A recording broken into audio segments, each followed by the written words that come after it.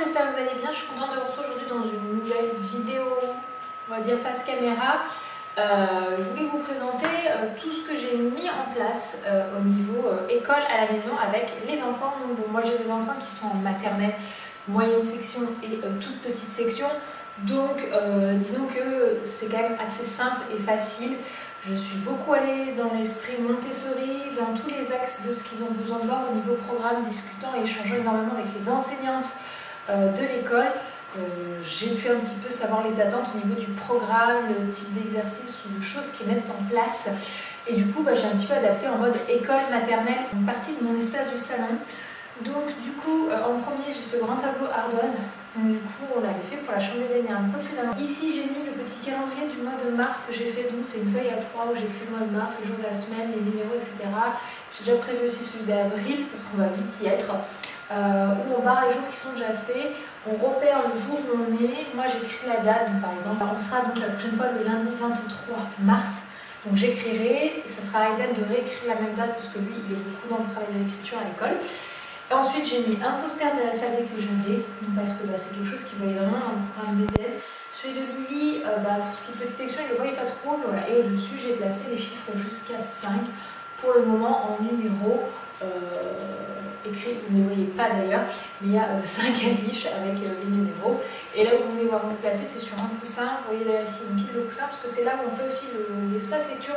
Donc généralement le matin, on commence par faire la date. Donc je l'écris, on essaie de se repérer, je l'écris, Dan l'écrit, et Lily elle s'occupe plus de l'aspect météo. Donc du coup, on choisit entre le soleil, le nuage ou la pluie.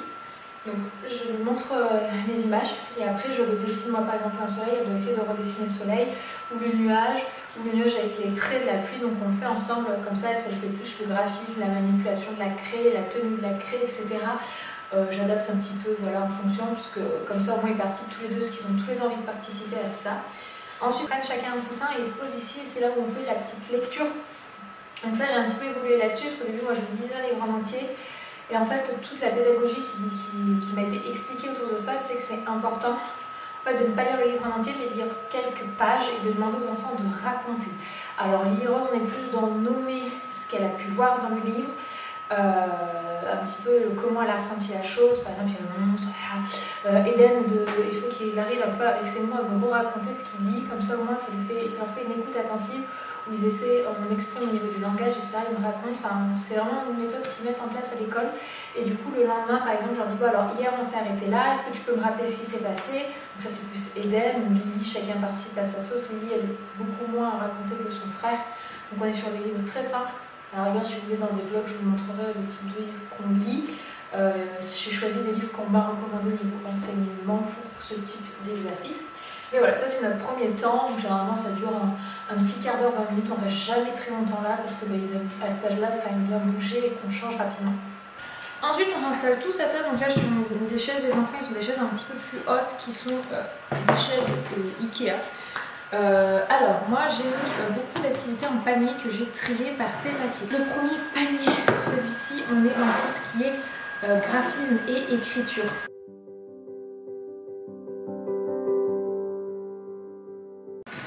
Et en dernier, qui est encore dans cet esprit-là, c'est ce petit set que j'ai. Après, ça vous est pas obligé d'avoir un set, c'est pour tout ce qui est le découpage. Donc on l'utilise aussi pour Eden.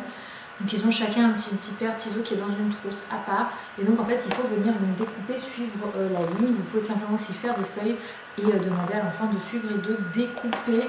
Ou encore pendant la découpe, ce qui est pas mal, c'est la pâte à modeler, savoir découper des formes. Voilà, vous pouvez aussi faire découper la pâte à modeler aux enfants pour tout ce qui est l'initiation au graphisme et à la motricité. Ce qui est écriture, j'ai différents types de cahiers. Donc j'ai d'abord celui-ci, je trace mes premières lettres. Donc ça c'est vraiment pour moi le dernier à utiliser, c'est-à-dire quand l'enfant, autour de l'alphabet, etc. Vraiment il écrit à proprement parler. Donc à l'âge d'Eden, on ne fait que les lettres majuscules, je crois qu'il commence les minuscules en grande section. Donc pour moi c'est pas le cas d'Eden. Voilà, donc là il y a tout l'alphabet. Hop, X, Y, Z. Hop, et là après ils écrivent par exemple maman, papa, etc. Ensuite, celui que je trouve qui est bien pour commencer, c'est celui-ci, c'est mon premier cahier d'écriture. Donc celui-ci, c'est des éditions Lito. Donc les lettres majuscules. Et ce que j'aime beaucoup dans ce livre, c'est qu'en fait, on amène l'écriture par le jeu et pas directement par les lettres. Donc par exemple, les lettres A, ils recouvrent le harlequin, A, harlequin. Là, on est encore sur les courbes, etc. B, on va être tracer du blé. C pour les cerises, etc., etc., etc. Donc tout est fait par le jeu, le H de hérisson. Donc je trouve que c'est amené par le jeu et je trouve ça très sympa. Celui-ci n'est pas réutilisable. C'est peut-être son seul point négatif, mais bon, déjà si vous faites toutes les lettres de l'alphabet, c'est pas mal. De la même maison d'édition Lito, il y a celui-ci qui pour moi est l'étape juste au-dessus. Et par contre celui-ci est avec un stylo effaçable. Donc ça c'est bien. Donc c'est plutôt pas mal, qui s'appelle donc les lettres majuscules, cahier d'écriture. Donc voilà, et à chaque lettre en plus vous avez plusieurs mots. A de accordéon, arbre, araignée, avec toujours la lettre d'une différente couleur. Voilà, C de chaise, castor, coccinelle. Donc simplement si Eden ne sait pas me reconnaître la lettre, je lui dis qu'est-ce que c'est, quel est le son que tu entends. Chaise, castor, coccinelle. Donc on commence par un C, des drapeaux, dindon, dragon. Et donc il va réécrire. Il me semble qu'il y a un petit niveau au-dessus, voilà là, et là ils écrivent quelques mots à suivre les petits pointillés, donc qui est effaçable. Celui-ci, et donc ce que j'aime bien, voilà, c'est qu'il y a toujours des images associées, et à la fin donc ils vont écrire voiture, xylophone, zèbre. Donc voilà, là on est vraiment sur l'écriture, et donc c'est pour ça que je vous disais que pour moi en dernier, c'est vraiment le pur et dur, juste écrire les lettres pour les enfants. Donc pour pouvoir des fois détourner l'atelier écrit, le graphisme pur, quand les enfants ont marre d'être assis, je le fais debout. On va écrire papa, maman, ou certaines lettres, il va devoir les reproduire. En fait, simplement, des fois, faire passer l'enfant assis à debout, c'est des choses qui leur plaisent plus, voilà. Ça change, ça bouge et ça leur correspond. Un peu le pôle que je mélange, je veux dire que le graphisme va vers l'écriture, mais pour lui, on n'est pas encore dedans. Ensuite, donc la deuxième boîte, moi je les empile parce que ça tient moins de place. J'ai pas un petit meuble comme peut l'avoir certains dans l'esprit totalement Montessori parce que j'ai pas la place et que j'ai mis ça en place pour tout simplement faire l'école à la maison et leur permettre de suivre. Là, on a un petit peu de tout, c'est tout ce qui est cahier, etc. pour les enfants. Donc je fais moi aussi beaucoup de fiches maison. Je trouve que c'est très très bien, là c'est l'atelier cahier fiches. Donc du coup on va compléter les autres thématiques. En petit qu'ils ont encore en commun tous les deux, c'est ceci. Donc ça je trouve que c'est très très chouette. C'est aussi des éditions Lito pour le coup. Ça je l'avais pris en fait pour les voyages quand on est parti. Je trouve que c'est très pratique. C'est donc avec un feutre effaçable. Donc je vous en montrerai un parce que c'est exactement les mêmes. Là il est dès 3 ans mais vous avez les 6 ou 5, 7 ans. Enfin vous avez différentes tranches d'âge. C'est les jeux du voyage, donc en fait qui reprennent plein de choses, donc tracer un chemin, suivre, donc ça c'est pas mal. Les différences, c'est plus Eden que Lily, la bonne ombre, combien y a-t-il de voitures, donc on compte, que doit emmener Betty pour ses vacances, donc ça s'appelle faire du tri, etc. Donc ça c'est quelque chose qui va aider la petite section. Associer la cuillère au bon pot, donc ça aussi on est sur de l'association reliée, donc c'est pas mal. On est aussi, vous voyez par exemple, dessiner les vagues de l'océan. Quelle est la bonne tenue de Léo pour partir à la place, etc., etc., etc. Et ça c'est effaçable et on recommence. Donc, en plus comme ils ont les mêmes, on peut faire l'atelier en même temps, donc on travaille différentes choses, on va dire. C'est ça qui est chouette, c'est que là on est vraiment dans le jeu, on n'est pas sur un truc précis, avec une fiche précise. Pour Eden, j'ai un cahier pur et simple d'école, donc j'en ai plein. Je n'ai pas un que je préfère, je sais que pour les tout petits, j'avais pas encore acheté pour Lily Rose. J'avais beaucoup aimé celui-là qui était spécial autocollant, donc tout le long c'est tout en autocollant, il n'y a pas de manipulation du stylo. Je trouve que pour la petite section c'est indispensable clairement dans le programme. J'en ai discuté avec les enseignantes, c'est pas du tout obligatoire, il y a plein d'autres formes que d'utiliser le stylo, donc j'avais beaucoup aimé sur des autocollants. Mais pour Eden on est dans la manipulation du stylo, donc lui c'est mon cahier maternel, tout le programme. Voilà, c'est des éditions Nathan. Voilà. Donc on en est par là, voyez à peu près. Hier nous avons fait celle-ci, donc on était dans le graphisme et le chiffre 3. Voilà, dessine 3 ballons rouges. Alors bon, on n'avait pas de rouge, donc on a fait que le noir. Colle 3 billes bleues, ça on n'a pas fait, on n'a pas eu le temps. Et on a dessiné le chiffre 3, donc il fallait respecter les tailles. Donc voilà, ça c'est aussi très sympa. Eden préfère des fois faire sous la forme cahier. C'est un aspect qu'il aime bien. J'ai un petit bloc avec des jeux donc qui permet de dessiner, de suivre des tracés, etc. Donc souvent là je découpe les feuilles quand on fait une thématique et je le mets. Et un dernier que je trouve très très très bien, c'est mon premier imagier sonore de lettres et sons. Donc là je vous ai montré cahier. Là on rentre beaucoup plus dans la lecture, on va dire ça au sens propre. et je le trouve vraiment bien. Vous voyez, donc j'ai laissé en fait toutes ces petites solutions dans une pochette. J'en ai laissé une pour vous montrer. Donc en fait, on appuie ici. Ce. Sapin, serpent, sirène, souris, sucre, soleil. Donc voilà, il y a toutes les fiches en fait avec tous les sons communs et en fait ça permet l'enfant en autonomie ou moi je le fais avec Eden qu'on travaille le son et donc c'est une méthode pour tout simplement apprendre à reconnaître les sons avec l'association des lettres. Donc c'est le S mais là c'est pas le S, c'est ce qu'on travaille sapin, serpent, soleil, sucre et donc du coup ça permet de travailler les sons. Par exemple là si je retourne j'ai le son B. Hop, est-ce que je vais y arriver d'une main? Pas sûr. Hop, on appuie toujours sur le bouton. Le son B, banane, botte, bébé, biche, bouée, bureau, etc., etc., etc. Je le trouve vraiment très bien fait ce livre, puisque ça permet d'un côté à l'enfant d'être indépendant, mais ça permet vraiment une autre approche du son, du mot, etc., sans passer forcément par l'alphabet pur et dur. Donc ça, c'est tous les petits cahiers que j'ai, qu'on peut utiliser. Et donc voilà, les fiches, là j'en ai fait 6. J'en refais régulièrement, différentes, etc. Mais c'est un petit peu les thématiques. Et enfin, on finit avec le troisième et dernier bac. On est dans les chiffres, voilà, qui est une grande base, les chiffres, les nombres. Alors, le seul jeu un petit peu type société, c'est les puzzles nombres. Donc apprendre en s'amusant. Donc ça, c'est dès 4 ans, donc c'est Eden. Hop. Donc vous avez d'un côté les cartes avec les nombres, donc l'enfant compte et il va devoir trouver, donc là je suis en train de jouer sous la main, donc il y a 8 pommes et il faut associer avec le numéro 8. Alors j'ai fabriqué, là c'est un des derniers petits ateliers que j'ai fabriqué, c'est très esprit Montessori pour le coup, c'est avec des petites paires, donc là il y en a une, là il y en a deux, là il y en a 3, 4 et 5, je ne suis pas allée plus loin parce qu'on ne travaille pas vraiment au-delà du chiffre 5. Et donc bah, ça permet de manipuler. Bien, je les ai fait avec une petite corde et des grosses paires en bois que j'ai, hein, voilà. Avec Eden, mais avec celle-ci, pour qu'il associe bien la quantité aux chiffres. Parce que c'est bien joli de me dire 1, 2, 3, 4, 5. L'association vraiment réelle à la quantité, c'est un autre aspect d'apprentissage. Et donc quand je lui dis donne-moi un 5, il faut qu'il me montre le chiffre 5 et il faut qu'il me quantifie 5. Ou si je lui donne ça, je lui dis tu comptes et tu vas me montrer où ça correspond. Donc là il y en a 4 et il faut qu'il me montre le chiffre 4. Donc il y a différentes façons de le faire.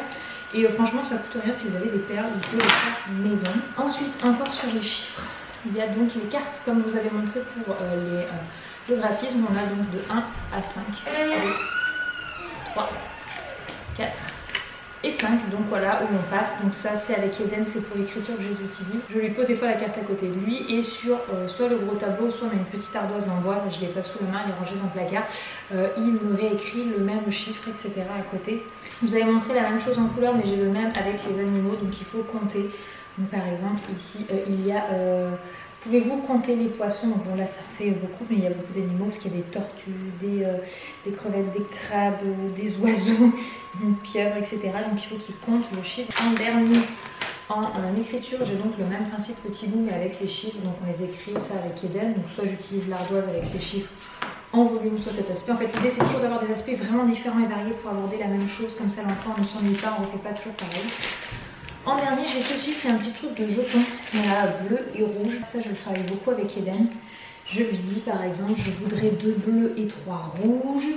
Je lui en mets 5 bleus devant. Je lui ai dit, il faut que tu en gardes 2 pour toi et que tu me donnes le reste, etc.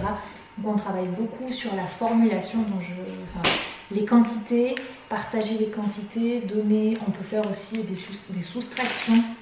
C'est-à-dire que je lui dis on a besoin de donc j'en mets un bleu par exemple devant moi et je lui dis on a besoin de j'ai besoin de 4 bleus, j'en ai un, combien m'en manque-t-il? Donc là on est sur l'addition, etc., etc. Enfin, des choses comme ça un petit peu que j'aborde avec ces petites pièces-ci où on manipule, etc. Je trouve que c'est beaucoup plus simple. Vous pouvez le faire avec des jouets aussi, hein. Vous avez votre enfant est fan de voitures, vous pouvez le faire avec des voitures. Plein de façons d'aborder, moi je le fais avec ça. Donc là c'est donc tous mes ateliers au niveau des chiffres. Le gros avantage que je trouve de mettre comme ça, c'est qu'en fait, avant j'avais tout dans mon armoire. C'est qu'en fait vraiment on peut choisir une thématique qu'on aborde et on peut faire choisir à l'enfant, voilà. Lui dire chaque jour il faut faire une thématique. Donc on a 4 jours, on fait sur 4 jours. Mais le mercredi on fait vraiment une activité créative. Donc, des fois on fait aussi créatif en semaine, ça dépend comment je sens les enfants, s'ils ont envie ou pas. Franchement, si un jour ils ont pas envie, c'est pas dramatique, on s'en remettra. c'est de la maternelle. Je leur choisis, à part Eden, limite il y a le choix entre couleurs, etc. Eden il n'y a pas de couleur, mais on travaille des chiffres, etc. L'écriture, le graphisme. Ils choisissent et c'est que s'ils en ont fait un, le lendemain, ils ne peuvent pas reprendre le même, il faut qu'ils fassent un autre, ça permet qu'on tourne. Et voilà, donc ça c'est pour la partie panier. Et je trouve que c'est très très chouette cette organisation. En tout cas, moi je la trouve hyper pratique. Et c'est vrai que c'est pas dans un meuble ouvert où l'enfant choisit visuellement, mais j'amène les paniers sur la table et ils peuvent choisir ensemble et choisir de quelle façon ils ont envie de travailler. Moi je vais quand même les inciter, attention, on a déjà fait ça la dernière fois, on en fait un ou deux à chaque fois par boîte. Je leur laisse libre sur un et l'autre c'est maman qui choisit. Comme ça au moins je sais que si par exemple Eden en chiffre il aborde ceci ainsi, je vais peut-être vouloir travailler la manipulation du stylo et je vais lui proposer ce l'ardoise en complément. Pareil pour Lily, elle en choisit un, elle choisit toujours le second. Comme ça au moins ils participent, ils décident, ils sont acteurs de leur apprentissage. Et ça se passe toujours très très positivement, j'ai pas de réticence du tout du côté des enfants, j'ai cette chance là. Voilà, peut-être parce que aussi des apprentissages c'est niveau maternel et que du coup on n'est pas dans une dictée ou quoi. Mais pour le moment en tout cas ça se passe très bien. Donc voilà le tour complet, vraiment complet que j'ai pu vous faire sur comment on fait l'école à la maison. Donc on a toujours fait plein de petits ateliers, mais c'est vrai que là depuis qu'on reste tous ensemble à la maison, qu'il n'y a plus l'école et qu'on ne sort plus, eh bien j'ai vraiment mis ça en place comme ils peuvent à peu près le faire à l'école. J'ai vraiment tenu à ce que les ateliers soient très variés pour que en fait il n'y ait pas d'ennui, il n'y ait pas de envie, etc., pas de motivation. Je trouve que c'est chouette, donc soit on fait par ces biais-là, soit on fait par des jeux de société. Voilà, on fait ça généralement de 9h à 10h30, après soit on sort dehors en récréation, soit on est en jeu libre. Il y a aussi tout l'aspect comptine, il y a des jeux où on fait vraiment des jeux créatifs, je ne vais pas vous montrer, mais soit ils vont choisir de la pâte à modeler, du sable magique, des Legos s'ils veulent être plus dans la construction, des caplas, soit on va être sur de la peinture, du coloriage, des trucs de pinceau magique. Enfin, je vous montrerai à la rigueur en vlog, mais déjà voilà, je trouvais que là on a fait vraiment un aspect très complet. Donc il y a beaucoup de choses qu'on peut créer soi-même, il faut le savoir. Il y a même des choses que j'ai, voilà, par exemple avec les autres, vous pouvez faire vous-même avec des affiches et en fait découper les plastifier. Moi j'ai investi un petit moment déjà dans une plastiqueuse, je trouve ça hyper pratique. Donc voilà un petit peu pour vous faire le tour de ceci. Je pense que c'est peut-être pas forcément tout complet, hein. Je ne suis pas enseignante, je ne fais pas habituellement l'école à la maison, donc voilà, chacun son métier, hein, comme on dit, mais je trouve que pour le moment je peux arriver à mettre en place des choses qui vont permettre que on puisse continuer à faire des apprentissages, etc. Et je trouve que c'est très très chouette. N'hésitez pas à me partager vous en commentaire si vous avez des recommandations, des astuces, des choses. Je suis preneuse et ça pourra toujours servir à ceux qui passent par cette vidéo. Et puis voilà, j'espère qu'elle vous aura plu. Je vous fais des bisous. À très bientôt. Ciao.